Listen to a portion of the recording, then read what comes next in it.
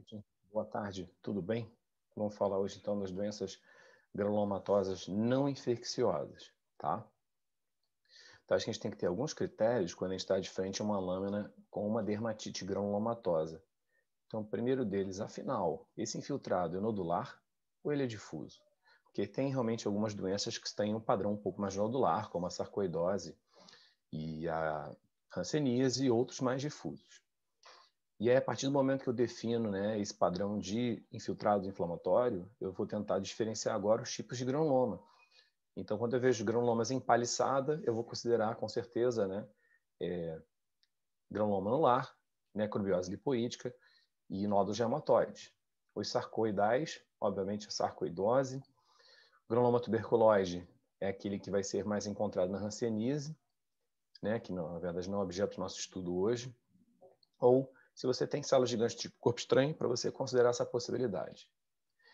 Sempre observar, né, se existe a necrobiose nessa lâmina, porque vai nos levar a pensar em diagnósticos como nódulo reumatoide. E se existem outras inflamações associadas, os tipos de estiócitos, né, porque você tem células de Touton, mais vistas nos estiócitos, nas histiocitoses de Langerhans e nos xantogranulomas. Se existe algum infiltrado próximo do folículo, pois, porventura, a rosácea, que tem um padrão, pode ser granulomatoso, e esse infiltrado é normalmente perifolicular. Alterações da epiderme, lesões dos vasos, também devemos assessorar isso. E, além disso, considerar, principalmente nos casos de reação de corpo estranho, né, o uso da luz polarizada e, num momento final, até o uso da imunistoquímica. Mas digo para vocês que imunistoquímica, os granulomas mais comuns, a gente não costuma usar, não. Ok? Então, aqui a gente começa, né, a nossa aula mostrando os tipos de granulomas. Como eu bem falei, granuloma sarcoídico seria a mesma coisa que o granuloma nu, porque ele não tem uma orla de linfócitos. Então, a gente compara aqui, né, a diferença desse lado. Então, vocês veem que realmente só tem estiócito, uma célula gigante no centro. O granuloma tuberculoide tem a orla de linfócitos circundando a região do granuloma. A paliçada que se esboça com os estiócitos aqui um ao lado do outro vão ser os granulomas de paliçada, como eu bem falei. Os clássicos granuloma anular, necrobiose lipoídica e nódulo reumatoide. Finalizando o supurativo, que em geral é um granuloma que recobre áreas com muitos neutrófilos, né, com uma supuração, e em geral está relacionado aos granulomas infecciosos. Então, aqui o detalhe, né, de várias reações granulomatosas. A primeira aqui à esquerda, um granuloma arredondado com pouquíssima orla linfocitária. Então, um granuloma nu, favorecendo o diagnóstico de sarcoidose. Logo aqui abaixo, um parecido, no entanto, ele mostra bastante linfócito. Então, mostrando esses linfócitos, você vai pensar em granuloma de padrão tuberculoide, então talvez uma hanseníase ou até uma tuberculose cutânea. E o granuloma aqui, da direita acima, é aquele que revela uma área com edema no centro e uma paliçada dos seus estiócitos. Então, um desenho bem arciforme, né, de um granuloma anular.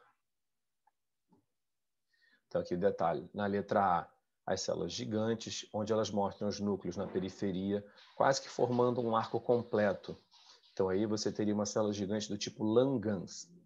B de bola, quando o arco é completo dos seus núcleos, e vocês veem também uma xantomização na periferia, então a gente está de frente a uma célula de Touton. Lá, a C de casa, ela mostra as células de corpo estranho, na qual a multinucleação é bem diversa, né? Ela é irregular. E na D de dado, você pode ver até um corpo asteroide nessa região aqui, que é um padrão estrelado dentro dessa célula gigante multinucleada, que é mais visto em doenças do tipo sarcoidose e até aquelas doenças infecciosas, como paracoco, esporotricose. Não é exatamente muito específica essa célula, ok? Então, novamente, eu acho que a gente tem que reprisar essas imagens. Então, letra A, granuloma tuberculoide. Letra B, o granuloma sarcoídico. Letra C, o granuloma de paliçada. E o D, que mostra uma necrose de caseificação, onde fica esse padrão fibrinoide no centro do granuloma. Então, nós vamos passar hoje, né, brevemente por essas doenças. Como eu comentei, granuloma anular, necrobiose, nódulo, sarcoidose, Então, vamos lá mostrá-las para vocês. O granuloma anular, eu acho que clinicamente uma das lesões mais clássicas, né, com aquelas pápulas e placas formando anéis, ou tipo arcos, mais comum nas crianças, eu diria, então dorso da mão, dorso do pé. A gente vê aqui umas lesões clínicas. Qual a importância da correlação clínico-patológica? Lembrar que o granuloma anular, quando ele tem essa forma de arco, tem um padrão X. E quando ele tem pequenas pápulas disseminadas, o padrão é diferente, que a gente chama de granuloma anular intersticial. Detalhe de umas lesões mais difusas, né, nesse antebraço do paciente. Então, a gente não imagina encontrar a mesma histologia que encontra daquele arco, como eu mostro aqui nessa prévia imagem.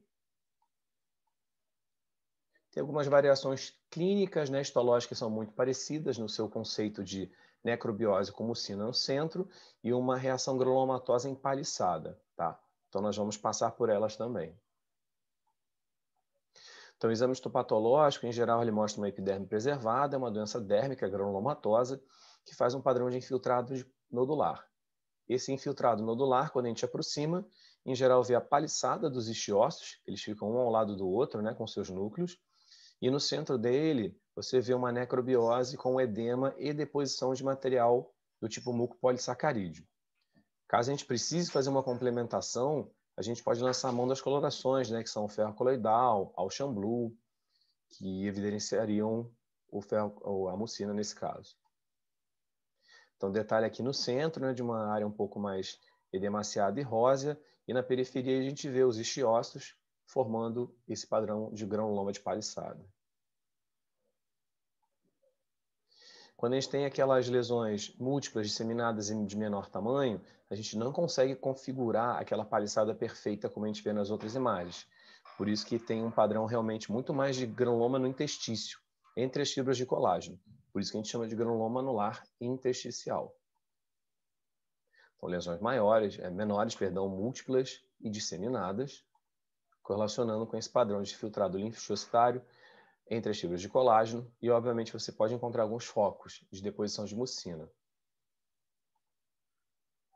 Então, detalhe que até nessa imagem, ó, a gente vê aqui algumas células gigantes multinucleadas e aqui à esquerda células ligantes do tipo Langhans. O granuloma anular também pode ficar profundo, né? Então ele às vezes até confunde com nódulo reumatoide. A clínica é um pouco diferente. Então a gente vê nessa foto aqui da direita, né, aqui em cima, então uma reação granulomatosa empaliçada circundando uma área de necrobiose, que em geral é positiva para mucina, se a gente precisar corroborar com a coloração especial. A variante facial de Micher, em geral nos adultos, né, obviamente na face, e pode mostrar um padrão que lembra um granuloma intersticial, no entanto com algumas células gigantes que podem mostrar os corpos asteroides, como bem definidos aí nas setas. Já a necrobiose lipoídica é uma doença um pouco mais rara, né?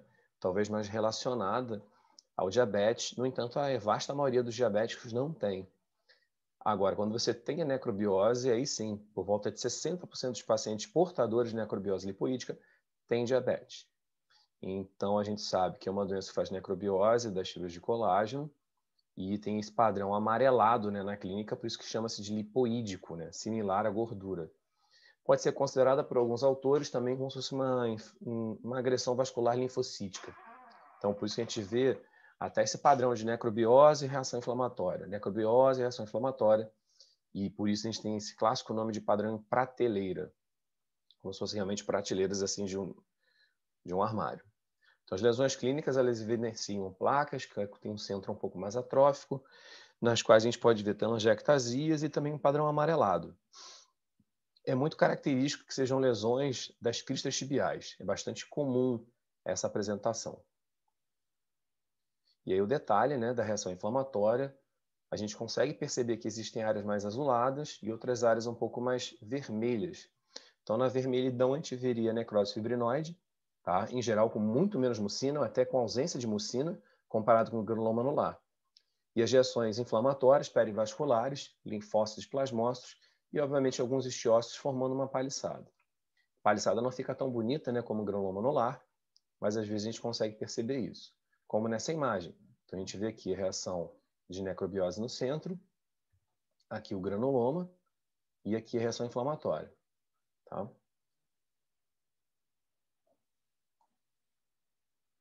Detalhe, de novo, uma epiderme que tende a ser retificada, algumas áreas mais eritematosas, outras mais basofílicas, que quando a gente aproxima, a gente vê que é uma reação com linfócitos, reação granulomatosa, então a gente está no grupo das dermatoses granulomatosas. Muitos linfócitos próximo dos vasos, aqui um detalhe de novo de reação gigantocitária, você vê várias células gigantes. Então, de longe também, olhar a epiderme retificada, perceber que na derme a gente percebe, né, áreas bem rosadas e áreas mais basofílicas. Então, inflamação, necrobiose, inflamação, necrobiose. Então, essa alternância entre necrobiose e inflamação nos favorece o diagnóstico realmente de necrobiose lipoídica. Então, detalhe, na foto esquerda um granuloma e na foto da direita, bem no centro existe a necrobiose, então logo aqui em cima, e depois a reação granulomatosa. Então, tudo que eu comentei fica escrito para vocês, depois anotarem e estudarem, tá? O nódulo reumatoide é uma doença bem mais rara, né? Relacionada à artrite reumatoide de longa data. Então, mais na região dos tornozelos, cotovelos, né? Nas regiões de trauma. E também mais frequente nas mulheres. Então, são lesões mais nodulares. Então, a gente vê aqui, né? Um paciente com nítidas alterações osteopáticas da artrite reumatoide, mostrando um nódulo e que de uma primeira avaliação poderia até ser muito parecido com um granuloma anular profundo. No entanto, nessa necrobiose que você vai ver no nódulo reumatoide, ela normalmente não tem mucina e tem fibrina, tá? Sendo talvez o uso da coloração do PAS mais interessante. E aí você vê áreas de necrobiose do colágeno, pouca reação granulomatosa do tipo paliçada, não fica tão bem estabelecido quanto os outros diagnósticos. É interessante lembrar que são doenças que podem levar a uma fibrose lá na região profunda, tá? E o infiltrado inflamatório ele pode ser misto. Então, além de linfócito, pode ter estiócito, pode ter neutrófilo. Então, também a presença de outras células inflamatórias, como eu falei no início da aula, podem nos favorecer a pensar em tal diagnóstico. Então, tá aí. Necrobiose no centro, esse material rosado, ok? Detalhe da necrobiose, com alguns núcleos, às vezes uns grumos arroxeados. E nessa imagem a gente vê a fibrose do colágeno na periferia. Então, isso também me dá essa dica, né? De longe para pensar numa necrobiose, desculpa, no nódulo reumatoide. Então, tudo que eu comentei nos slides anteriores é escrito para ajudar.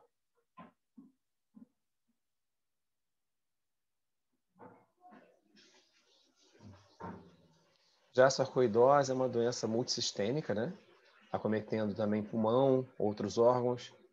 E, em geral, na pele, né? Um paciente que tem sarcoidose sistêmica, em geral, 1/4 deles vão ter lesão cutânea. As lesões de pele são variáveis, então pode ser pápula, placa, nódulo, até padrão lembrando uma ictiose, né? A secura da pele. A gente percebe que as lesões são diferentes e multicêntricas, então lesão na mucosa e lesão aqui na pele glabra. E quando a gente coloca essa imagem do exame histopatológico, fica bem claro, né, que é uma reação granulomatosa, esse tom rosa predomina, e basicamente não existe uma orla definida linfocitária nesses granulomas. Então está diferente realmente, é um granuloma nu. Sempre gosto de lembrar, nas fotos de livro a gente fica super satisfeito, porque a gente vê, olha, meu Deus, não tem um linfócito aqui para contar uma história. Tá vendo? Agora vem para o granuloma só para mostrar. Então aqui não tem um linfócito. Mas em alguns momentos, doutores, a gente pode sim encontrar linfócitos. Então aquela coisa linda do livro que sarcoidose não tem orla linfocitária, às vezes a gente pode encontrar em casos raros, sim. A gente vai lembrar do diagnóstico diferencial principal, que é hanseníase, que eu vou mostrar daqui a pouco. Então acho que chama atenção, né? Você vê que são granulomas bastante arredondadinhos. Esse padrão de arredondado me sugere muito sarcoidose. O mínimo de orla linfocitária também. Em contrapartida, se você encontra uma reação granulomatosa de padrão cordonal ou tipo salsicha, né, salsichoide, ao longo, ele normalmente está tentando atingir o feixe vasculoneural, onde se encontraria mais os bacilos da hanseníase. Então, a dica histológica de longe seria esse padrão cordonal para pensar em hanseníase tuberculoide. Então, aqui de novo, detalhes de granulomas arredondados, nesse caso até mostra um pouquinho de linfócitos. Olha aqui, a maioria dos granulomas não tem linfócito, no entanto aqui esse granuloma de baixo ele mostra uma boa carga linfocitária. Então a gente pode acabar pensando no diagnóstico de hanseníase. E aí o uso das colorações pode nos ajudar, né? Então o FITE seria ótimo para tentar diferenciar de um acometimento pela essa micobactéria. Então esses exemplos de imagens que a gente tem lá do Pedro Ernesto mostram granulomas tuberculoides com bastante orla linfocitária e esse padrão alongado, tipo salsichoide. Perfeito? Então, essas imagens aqui mostram muito esse padrão salsichoide. Aqui do ladinho.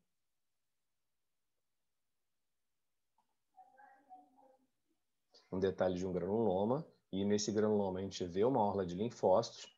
Então, realmente, granuloma com orla de linfócitos. E granuloma circundando os nervos, eu preciso considerar, principalmente aqui no nosso país, que epidemiologicamente é o segundo, né, em casos de hanseníase no mundo inteiro.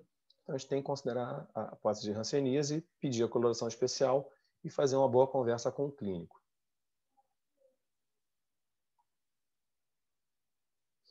Essa dermatite empaliçada é uma dermatite rara, tá? São poucos casos relatados. Então, a gente tem alguns padrões para você lembrar. Tem esses outros nomes, né? Dermatite granulomatose intersticial com artrite, a qual a gente tem caso aí no Hospital do Exército. Tá? Ela começou como se fosse um granuloma anular em padrão em linha, linear, tipo cordonal. E aí depois foi se vendo que realmente tinha uma correlação com pacientes com alterações articulares, tipo artrite reumatoide, ou até colagenose. E seria um granuloma tipo paliçada, e ele pode ter algumas células inflamatórias em associação, basicamente eosinófilos e neutrófilos. Então, o exemplo clínico dos artigos mais antigos, de uma lesão meio cordonal, filtrado inflamatório, que nem eu falei, granulomatoso na derme, não chega a fazer uma paliçada tão bonitinha como o granuloma anular. No entanto, você vê a reação inflamatória que pode chamar eosinófilos e neutrófilos. Então, quando a gente percebe isso, a gente vai considerar a possibilidade desse granuloma intersticial relacionado à artrite, né? Chama-se DIGA, dermatite intersticial granulomatosa relacionada à artrite, vamos dizer assim. Os corpos estranhos são comuns. Hoje em dia, cada vez mais, a gente tem também os preenchimentos cutâneos, né?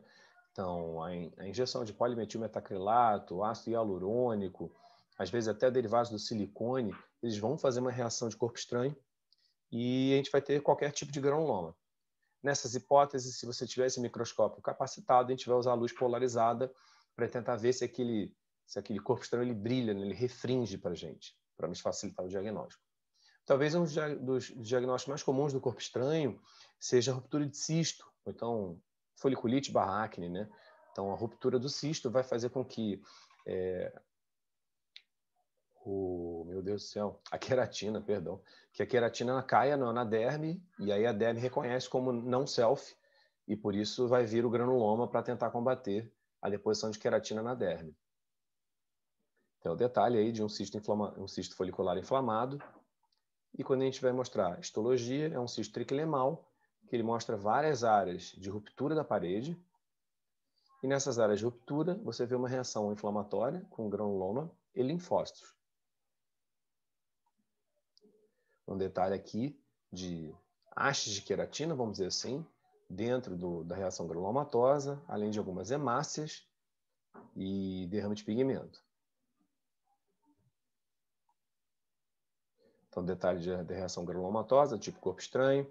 Todas essas áreas pálidas, aí, tipo lancetas, é quando realmente o granuloma, né, as células gigantes, tentam englobar as lâminas de queratina. Então, é bem característico. Ó, detalhe de várias células gigantes, tipo corpo estranho, englobando lâminas de queratina.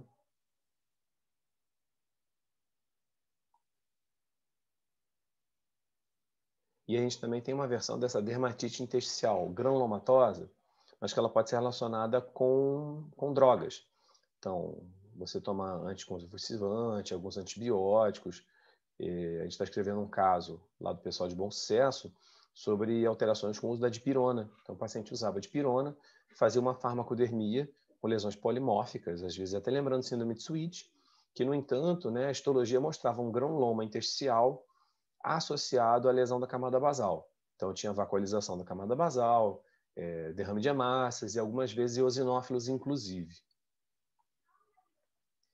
Então, a gente vai meio que simplificar, relembrando que o critério patológico é que ele é similar ao granuloma anular, mas com uma agressão do tipo farmacodermia na camada basal, com lesão vacuolar, às vezes padrão liquenoide. A mucina, às vezes, é encontrada, mas não é em todo caso. E, como eu falei, lesa basal, botei melanófagos e, às vezes, associação de derrame de hemácias. Então, aqui seguem alguns exemplos. A epiderme de longe parece preservada, no entanto, a derme ela tem um borramento inflamatório superficial e profundo, que, em algum momento, vai formar esse padrão de granuloma. Nesse granuloma, ele tem um edema no centro, e nesse centro existe a deposição de mucina. Mas eu não solto apenas granuloma anular, porque eu vejo nitidamente aqui na camada basal uma degeneração vacuolar, né? Então, uma dermatite de interface, e nesse caso até com extravasamento de hemácias. E aí a gente vê novamente no intestício a separação das fibras de colágeno, repletas de células do tipo xiócito e deposição de material fibrilar fininho, que quando a gente coloca a coloração do ferro coloidal, a gente sabe que é positivo para a mucina. Então, por hora terminamos, né, nosso assunto de dermatoses granulomatosas não infecciosas. Espero que vocês tenham gostado aí do conteúdo. Bom trabalho, bom descanso e até mais. Um abraço.